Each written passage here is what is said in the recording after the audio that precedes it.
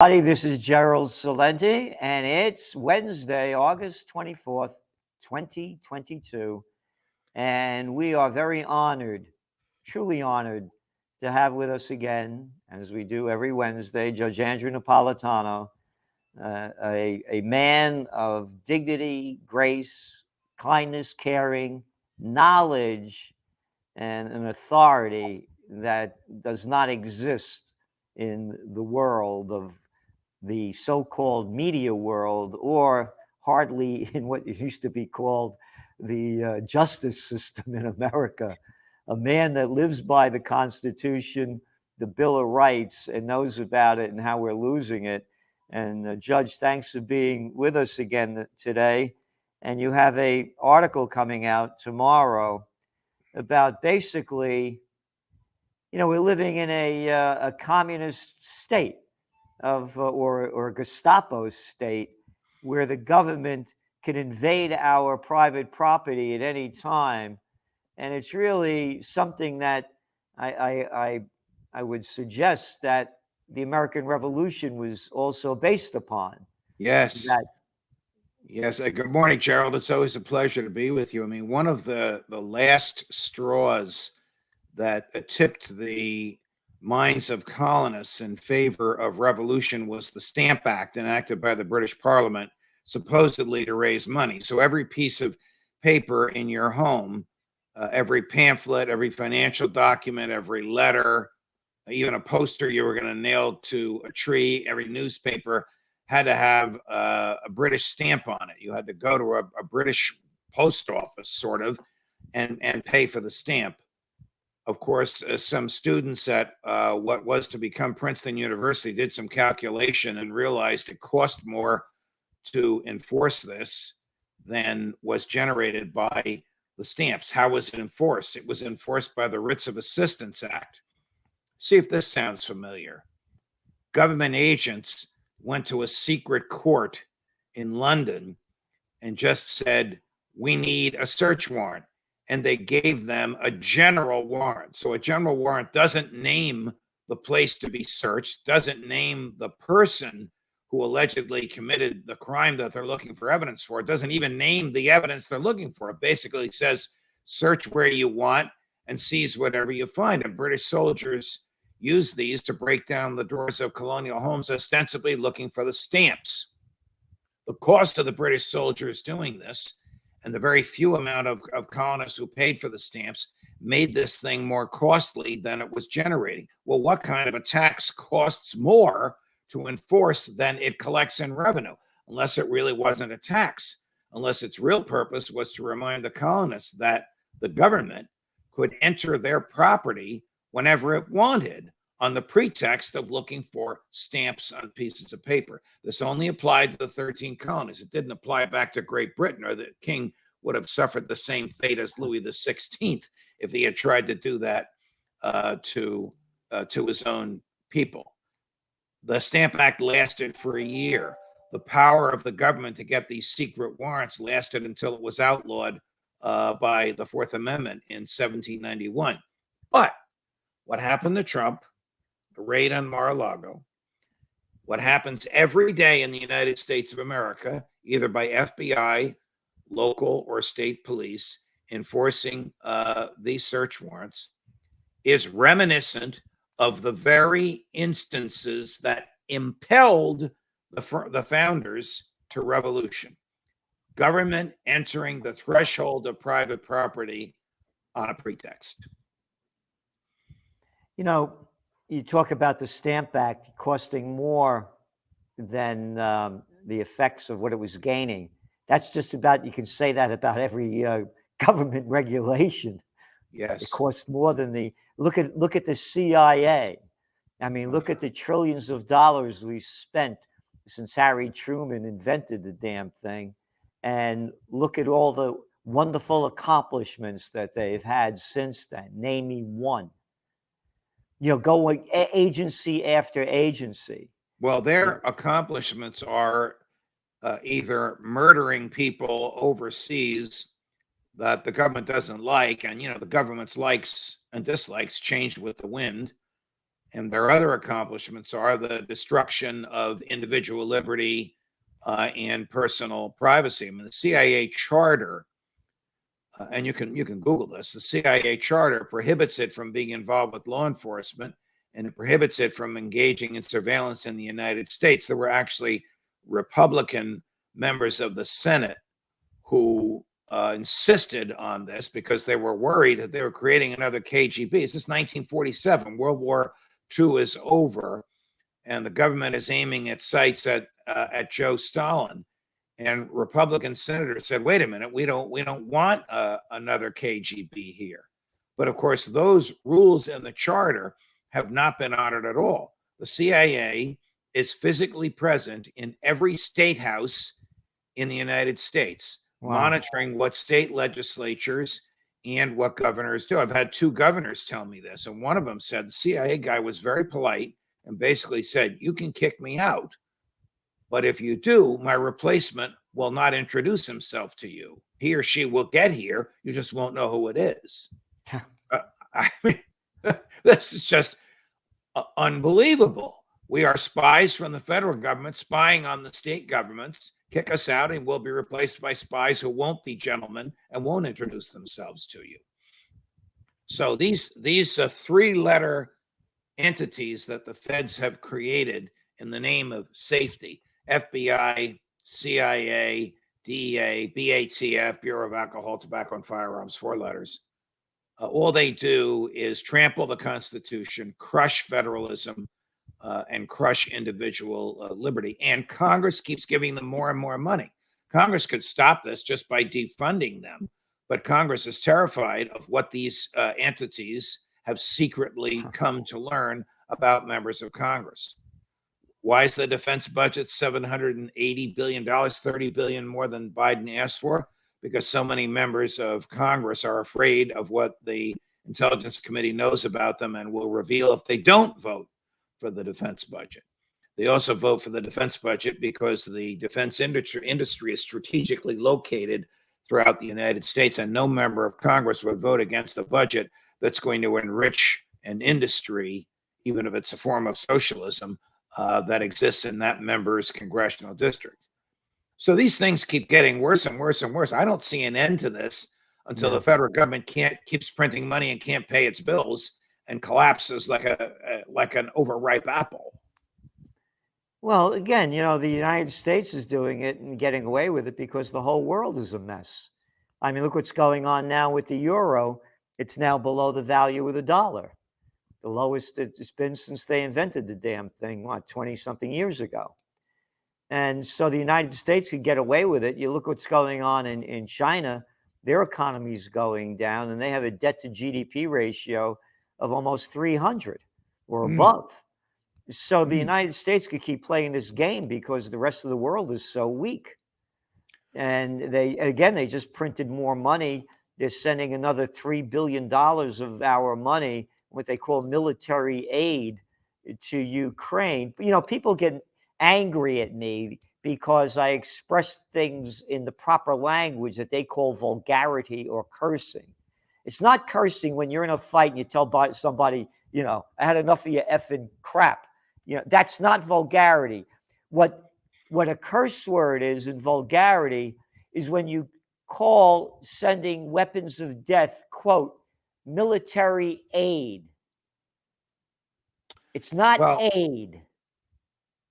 It's weapons of death which extend a war that shouldn't have been fought in the first place. And quite frankly, I don't know how Biden's going to get out of this, Gerald.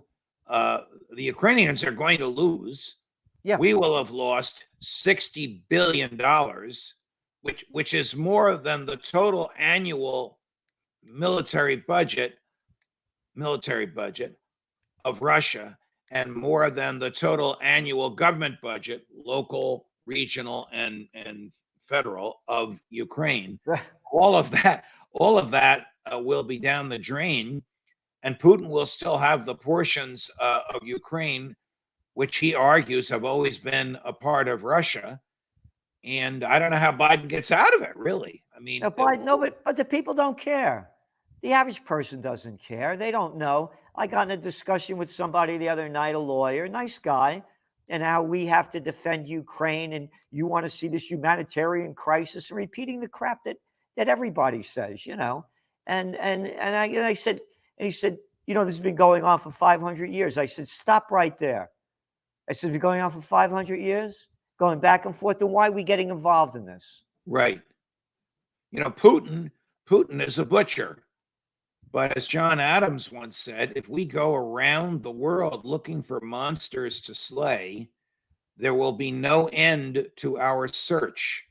And instead of exporting liberty, we will be exporting brute force. And some of those monsters might come right back at us. I mean, you would think that that lesson would have been learned. It's hard to find a period of 5 or 6 years in American history where we weren't fighting some sort of a war. American presidents love to fight wars. They love to kill. They love to be the commander in chief. They love to beat the drums of patriotism and raise taxes and command the troops. That's not what Madison intended. The president as commander in chief meant the president as commander in chief in wartime, and only Congress can declare a war. When's the last time Congress declared a war? December 8th, 1941. Yep. We fought 30 wars since then, 30. Not a single one was declared by Congress. Probably Again, the most egregious example of this is George W. In Afghanistan and in Iraq. $2 trillion gone, and a million innocent human beings dead. And we condemn the Russians. Right. What hypocrisy. What hypocrisy. You know, going back to what you're talking about with the government having robbed us of our privacy, where do you think, and you know, referring to what they did with Trump, what's the story that you see happening with Trump and the FBI seizing those documents that he allegedly took with him that he was not supposed to? Well, the federal government employs the best leakers of secret information in the world. And their leakers in the DOJ have been leaking to the Washington Post and to the New York Times that the government now has over 700 classified documents that Trump either voluntarily surrendered or that it seized. And that in that category are a few dozen that are marked top secret SCI. SCI simply means so secret that it can only be stored in and examined in a government room that's impervious to surveillance and Wi-Fi, and that only certain individuals whose names are listed in a secret list somewhere can watch it. Bottom line, Donald Trump will be indicted by a federal grand jury for violating the Espionage Act. I'm of the belief that the DOJ decided to seek an indictment, and you know, if they seek an indictment, they're going to get it. A grand jury will indict a ham sandwich if the government prosecutors wanted to.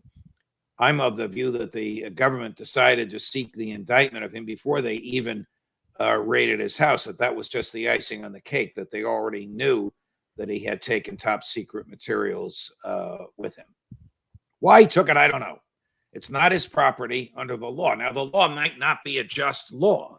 I don't believe in secrets. You don't believe in secrets. The government works for us. We don't work for the government. How can the government know some things that we can't know? But the government has written these laws that so strictly protect its secrets that it will go after a violator of the secrets with vengeance. Example, and this is a bitter irony. Donald Trump once said Edward Snowden should be executed because he exposed the surveillance that the Bush NSA and Department of Defense, NSA works in the Department of Defense, was engaged in surveilling every American. Trump is now about to be accused of violating the very same statute that his DOJ indicted Snowden for violating, for which he said Snowden should be executed.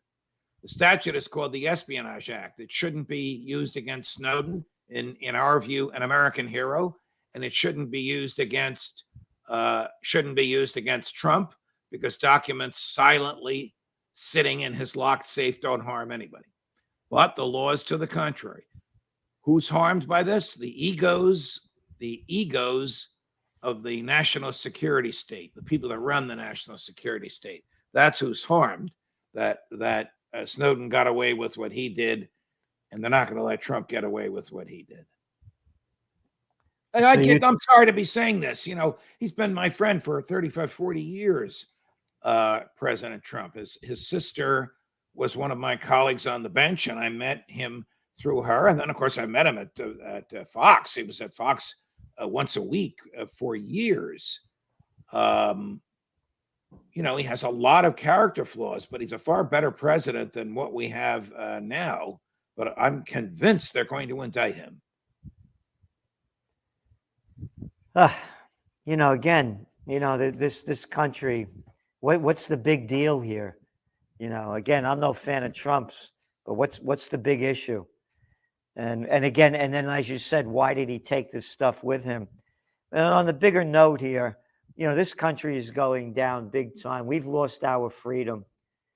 They could do anything they want to us anytime, do what we've lost it. We have no freedom at all. And you're censored if you say what they call misinformation. You're blackballed from the media if you won't say what they want their audience to hear. And look what's going on now. $80 billion going to the IRS, which they shouldn't even be one, as I see it. And who are they going to go after? No, they're not going to go after the big rich people. They know how to beat the taxes, and they're playing the game, and they know how to do it. They're going to go after what's left of small businesses and we, the people of Slavelandia. Right. And when you talk about the IRS, as you well know, when was it that Woodrow Wilson invented the federal income tax? It was around 1913. He said it would never exceed 3%. And what is it now? Well, now it's about 39%, but in during Wilson's presidency, before World War I was over, it was up to 90%.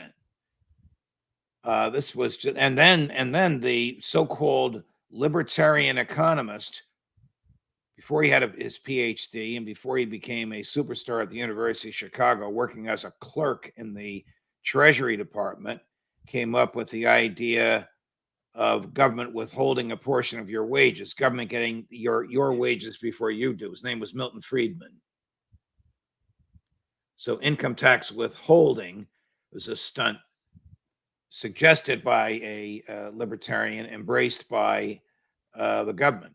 That's because the government doesn't work for us. We work for it. Literally, we work for it when it gets our money before we do. So what is the average, you think, about 30, 40%? It's probably about 40%, because there's no state in the union that doesn't have other taxes. Even states that don't have income taxes have high real estate taxes. So if you make $500,000 a year, you're going to pay $200,000 to the feds. I mean, you have some deductions in there. But it's become a game. It's become confiscatory. I mean, at some point, I believe all taxation is theft. I believe the government should operate on a fee for service. You want a service from the government, just like you want a service from your tailor or your barber or your doctor or your lawyer. You pay a fee for the service. Instead, that's not the way it works here. I live in a small town in Northwest New Jersey. It's 26 square miles. There's only 4,000 people that live on it. And the real estate taxes are out of sight. And I said to the mayor, I said, these taxes are terrible. How about if you compete with the next town over for my tax dollars, see who can provide me more services for less money.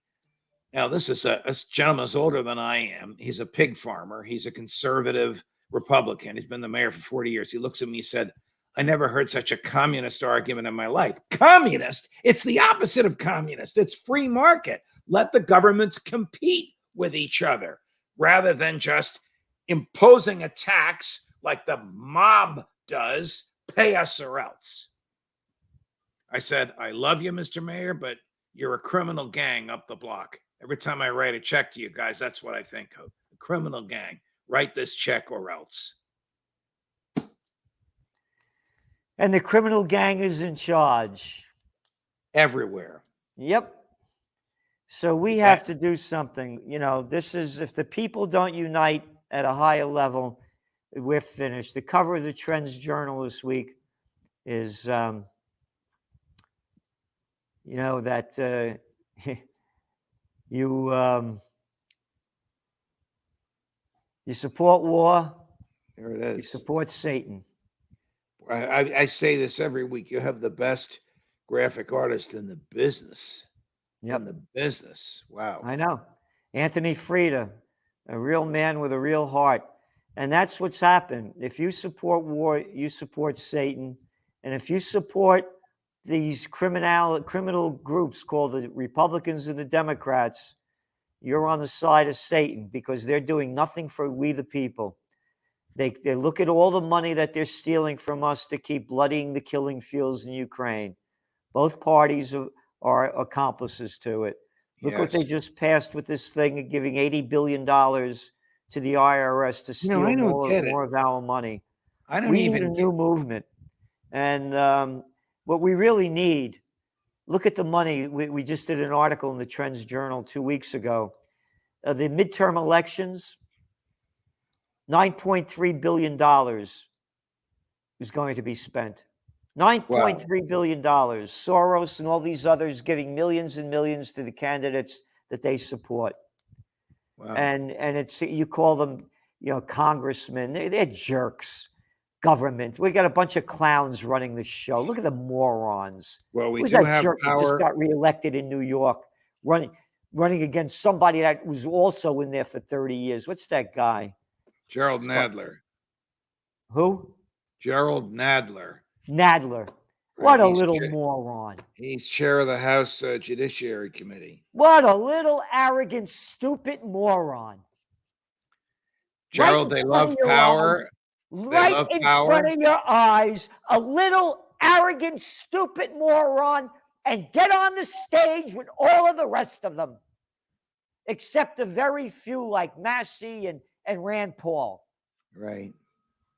I don't know how Massey and Rand Paul put up with the people that they have to work with. I guess they have a sense of humor. They laugh at them. But the big government Republicans, Mitch McConnell, Kevin McCarthy, and almost all Republicans are just as bad as the big government Democrats. It's just a Republican version of big government, welfare for big pharma, big banks, and the rich, versus a Democratic version of big government, welfare for the poor and the middle class. All they want to do is divide up the spoils, and what they gain by hiring another 80, what they gain politically by hiring another 80,000 IRS agents is beyond me. How can anybody campaign on that? Nobody likes the IRS. Yep. I don't get it. I just don't get it, how that helps them. Well, I'll tell you how that you get it. These are mentally ill, arrogant people that are running and ruining our lives. How anyone could look up to a politician, grow up, like you talked about a pig farmer mayor for 40 years. For 40 years, this guy's playing mayor where you live. They keep the taxes down, but most of the taxes here in New Jersey are collected by the locals, but imposed by the county and the state. So, I mean, things like garbage collection. It is a club. It is a government club. There's no question about it. And like George Carlin said, it's one big club and you ain't in it. Right. Thanks so much, Judge. We're going to take a break for the next 2 weeks. We'll see you then after Labor Day. And thank you for everything that you do and all that you give to we the people of the United States. Thank you. Thank you, Gerald. All the best. Have a great